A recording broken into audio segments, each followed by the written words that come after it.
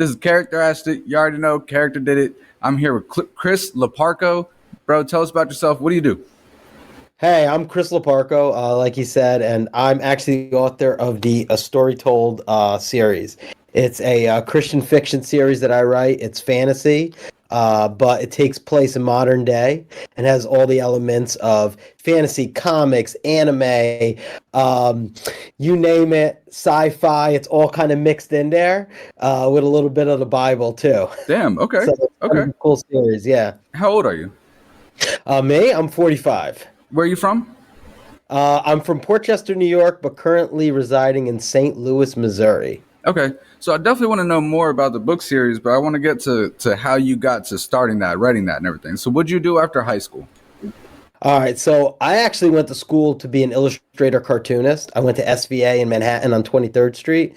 And yeah, so my background is in comic book art and writing as well. And so yeah, so I went there and I actually had a company for a few years doing independent comic books with some friends of mine called Four Horsemen Studios. And then we changed the name to Recreate Media and we were doing some indie comics. Didn't really hit it big, but it was fun.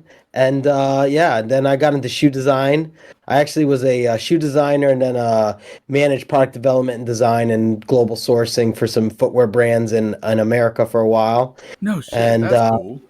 yeah. And then now I do the same thing, but for an energy drink company. So yeah, it's been kind of fun. That's all. You can't talk about what companies. Uh, I don't know. I work for G Fuel. If anybody All wants to right, know. cool. Yeah.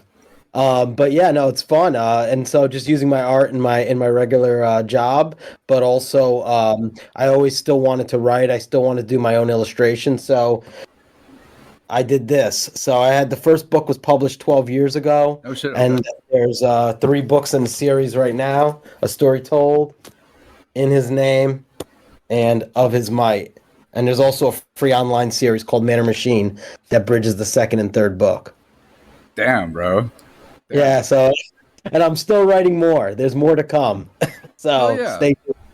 What made you? I mean, that's such a. I don't know. I've never heard of anyone writing that mix of genres that you talked about and everything. How did that happen?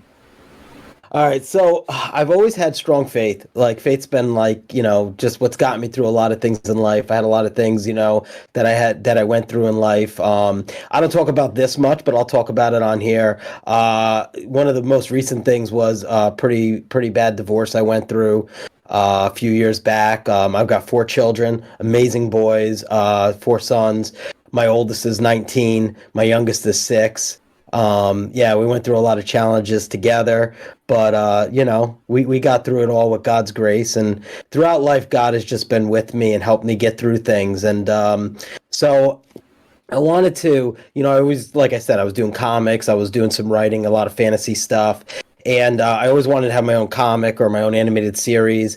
And honestly, that stuff takes a lot of time, but writing a novel doesn't take as much time. It takes a lot of time, but not as much time. So I decided instead to go the route of novels. And so I put together the first book, A Story Told. But I wanted to mix everything I loved about comics, anime, even a little bit of horrors in there.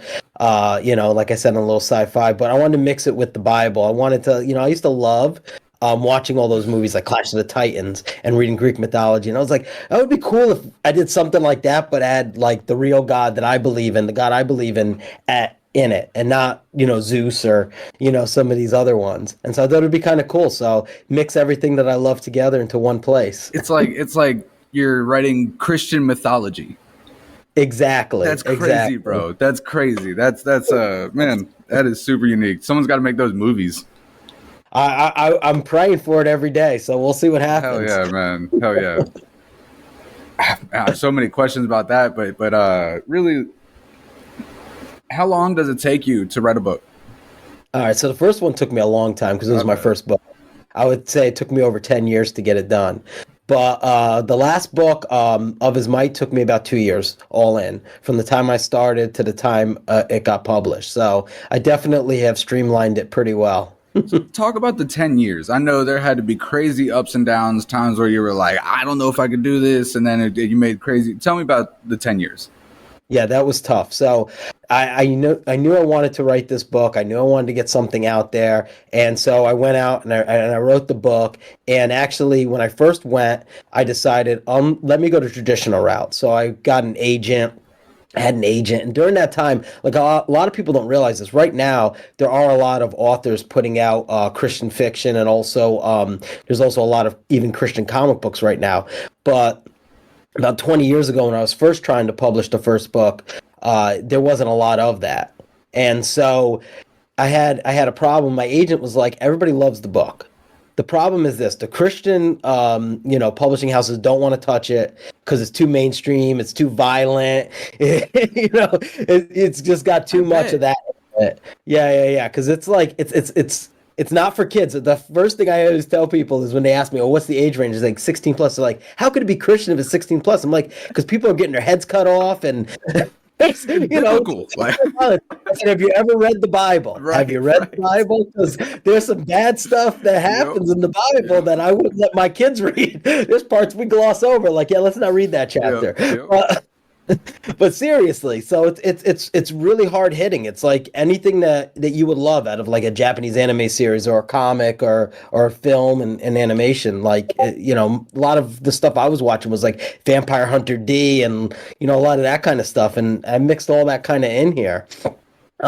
So Christian publishing houses did not want to touch it. And then the mainstream publishing houses were like, too much Jesus for us. If you took the Jesus out, and I'm like, nah, I'm not taking him out. I got to keep him in there. I had to hold to my guns. So after a while, I decided to self-publish.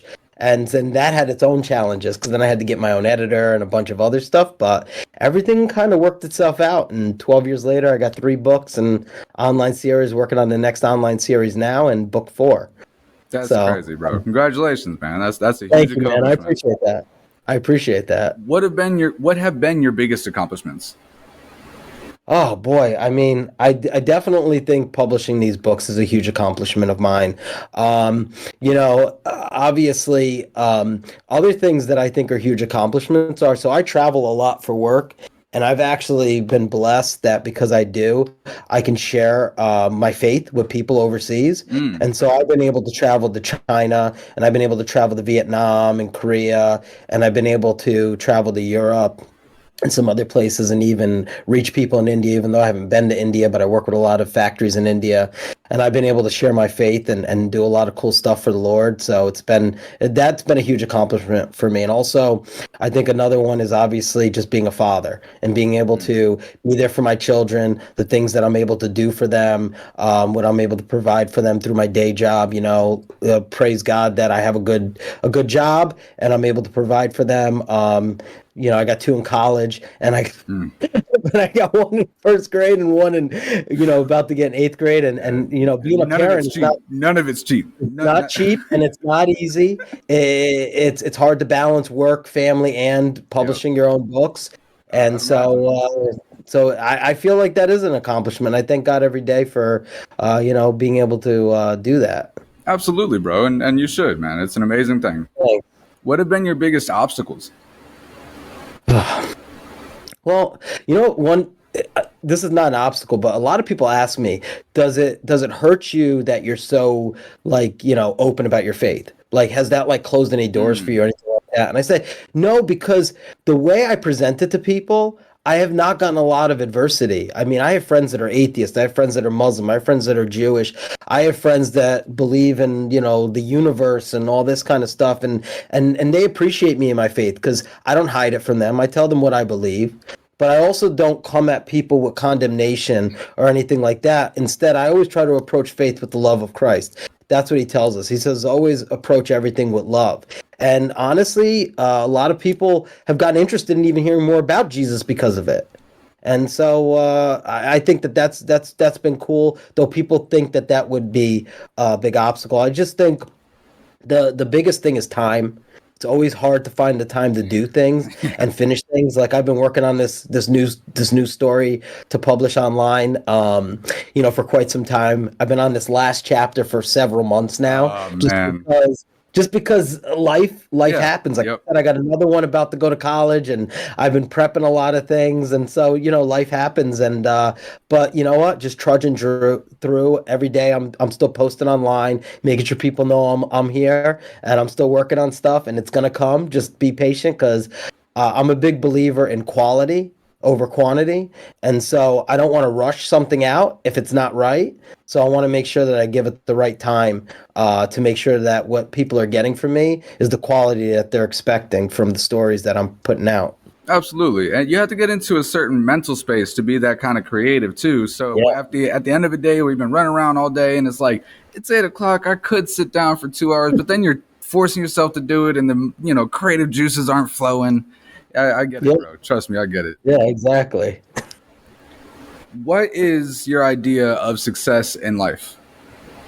Ah, honestly, it's not riches and fame, as much as I'd love to say that, but it's just honestly enjoying the time I have with my family, just enjoying just enjoying living life and being able to, take each day as it is, and cherish what we have here, no matter what it is. And honestly, that's success. Being able to share love and being able to have family and share good times with family and with friends. And honestly, that's really what it's all about. If you could go back and give your younger self advice, what would it be? It would definitely be have patience. And I would love to tell myself everything that I've learned, but honestly, we never learn until we learn it. You could tell somebody to your blue in the face, you got to do this, this, and this, but it doesn't really work. But I would tell myself to have patience, because it takes time, and it takes work. And don't get discouraged so easily, and don't give up so easily. Keep pressing on, because you can do it. You just have to believe, and you have to keep going. Hell yeah. Hell yeah. Tell me a story that everyone you know has heard twice. Has heard twice. Yeah, everybody got a story that everyone they know, you tell it to in the first time you meet them, and then they're bound to be around another time that you're telling it to someone else who hasn't heard it. Oh boy. Let me think. It's a story I've told everybody twice. um, Maybe how I got into the footwear industry. Go ahead. That's actually, yeah. How I got into footwear was kind of funny. Like I said, I was a comic book artist. I did a lot of freelance art on the side, and honestly was just working day jobs, just whatever job I can get. I had Right. 2 kids at the time. I needed to make money, and I had gotten let go from the job I had, because they had just huge layoffs, because the company wasn't making money. And so I was part of a mass firing, Oh, and I had 2 kids, and I needed a job, and I was freaking out a little bit because bills had to get paid. My wife at the time, my ex-wife, wasn't working, so she was staying home with the kids, and I had to figure out how was I going to make money to support the family. And so I was praying, praying, praying, and a woman that I knew, her sister had a temp agency in White Plains, New York. And she was like, "Hey, call my sister-in-law. She'll get you something, just to get you a temp job for now, just to get you, on your feet, and able to pay your bills and stuff like that." So I said, "Great." So I called her sister-in-law, went down to the office, and she goes, "Well, I have the one job at Nine West Footwear, as a sample manager. Would you like it?" I was like, "Yep, I'll take it, because I need a job." So I went to take the temp job at Nine West. And while I was there, I got really friendly with one of the designers. He was like the vice president of Circa Joan and David, which was one of the footwear brands they had at the time. And I showed him my comic book pages, because one of our technicians was telling him, "Oh, did you know Chris draws comics and blah blah blah blah blah? You should see his artwork." So I showed this guy my artwork, and he was blown away. He was like, "Oh my God, you're so talented! What are you doing being a sample manager? You should be a designer. Do you want to be a designer?" And I'm like, "I don't know anything about shoes." He goes, "Well, I have an assistant design position open, and I'd like to offer you the job." And I said, "No, what? I'm not taking it. I don't know anything about designing shoes. I will completely fail at this." And he goes, "No, you won't. He goes, I can train you. I could teach you everything you need to know. You have the raw talent I'm looking for. I really want you to take the job. I want you to think about this, talk to your wife about it, but I really want you to think about this. So the next day I said, yeah, I'll take the job. And I applied for it. I got the job as the assistant designer for Circa Joan and David. And then my career just went from there. It was like That's such an crazy. amazing opportunity. Yeah. Damn, that's amazing. That's amazing. Is Yeah. there anything else about your background that I didn't think to ask you about? Um, uh, about my background. Growing up, anything like that? I mean, I grew up in Port Chester, New York. I don't know. I tried to think. I mean, my first job was working for my cousin mixing concrete. Actually, first working at a sports store until it shut down, and then I mixed concrete when I was a teenager for him and dug some holes. And people always find that funny when they hear about that was my first job. Because I'm Italian from New York, and my job was digging holes and mixing concrete. And they always ask me, well, what was going in those Yeah, holes? yeah. And I said, basketball holes and fences. I don't know. Anything else, I'm not sure. But some of them were pretty big holes, so I don't know. It was about that time, Hockey might bro. be one of them. I'm not, yeah, but no, and I already told you I went to art school and I did comics and stuff, Cool, but man. yeah. Hell yeah. And you got the online series coming up? Yeah. Another online series. It's a continuation of this story, so it's all one big series that I'm writing. I've been asked to, should you try other, do a different series and stuff. But right now, my heart's just on this series. I have so much more I want to write. I've got 9 books planned and several more online series to go along with it. I like to do the online series because I like to give the audience something free to read that they don't have to pay for, that they can go on, and just check it out, see if they like my style, but also just give back to the audience something fun for them to keep up with while I'm writing more books. No doubt, bro. And I think that you are in an enviable. I envy the position you're in because I went to film school, and I regret going to film school because that made it so that I was required to make film my job.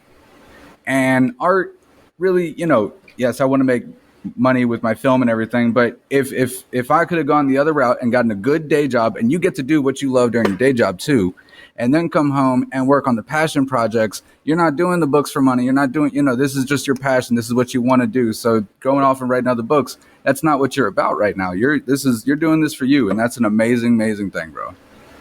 No, thank you. Yes, and I feel the exact same way. I love that I could just do the books the way that I want to do them, and it's been fun. And like you said, I love it. It's my passion. It's my passion project. It's my, it's what I love to do, and I do all the illustration for it as well. So all the cover designs, all the interior art. So yeah, so it's been a blast. I love it. That's awesome, bro. Congratulations to where you're at in life. It's an Thanks, amazing man. place. Thank you. I appreciate that. Hell yeah. I appreciate your time, man. That's all I got for you. This has been Karikter Asked It here with Chris Leparco. Wow. With Chris Leparco. Thank Appreciate you. your time, bro. All right. Thanks, man. I appreciate it too. All right, man. Peace out.